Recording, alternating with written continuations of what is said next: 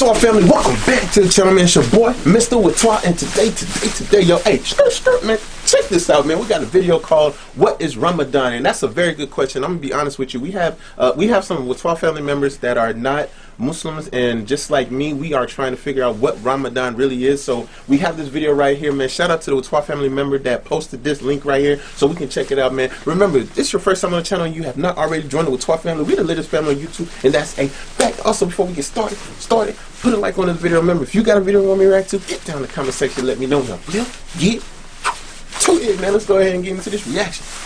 Each year, for 30 days, 1.5 billion Muslims around the world fast during the month of Ramadan. That's a lot of people. You may have heard about Ramadan as a time during which followers of Islam abstain from food and drink each day from dawn until sunset. But there's much more to this month than simply not eating or drinking.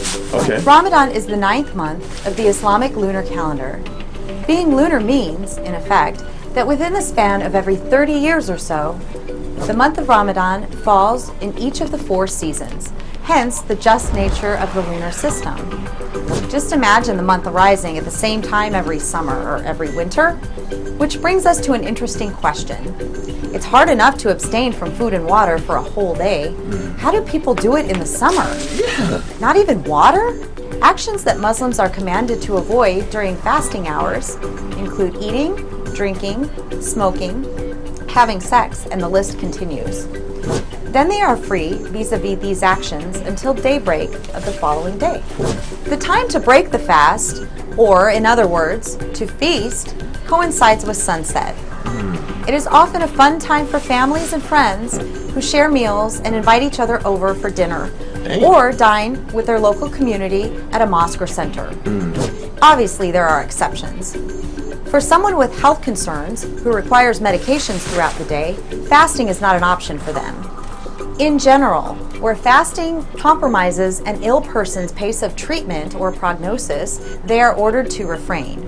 Other exceptions include pregnant women, nursing mothers, postpartum women, children, travelers, and seniors who either cannot tolerate fasting or upon whom fasting is harmful.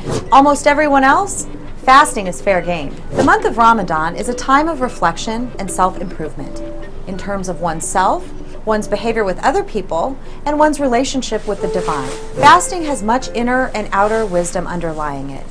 It is a way for a person to feel solidarity with the millions of poor and hungry people around the world who are fasting day and night without a choice.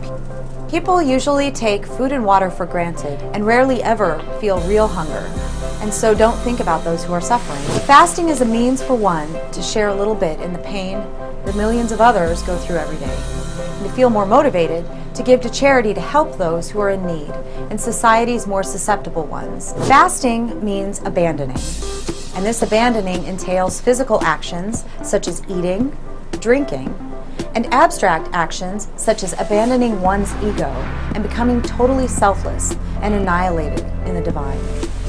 With all actions, there is an inner and an outer meaning.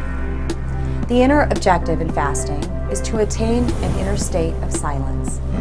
This is acquired by slowly, surely taming one's animal dimension, thus becoming closer and closer to the essence of what we are.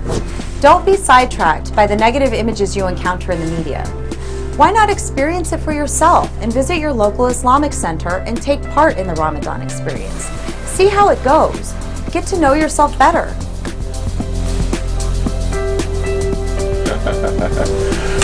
What's up, family? Man, let's go ahead and get into this now. I'm gonna just go ahead and tell y'all right now. Right now, I'm watching this video in Ramadan. It's 2018 Ramadan, and I'm gonna tell y'all right now that I have been fasting, and I'm gonna tell y'all right now, it is not a joke. If you don't wake up before sunrise to be able to take in those nutritions first, it's gonna be a rough day. A rough day. I was on Instagram. I posted something on Instagram, and I was like, "Watwa family," because it was my first. Like, this was my first day, and I was like, "Yo, Watwa family, am I allowed to drink water?" They was like, "No." I was like, "What?"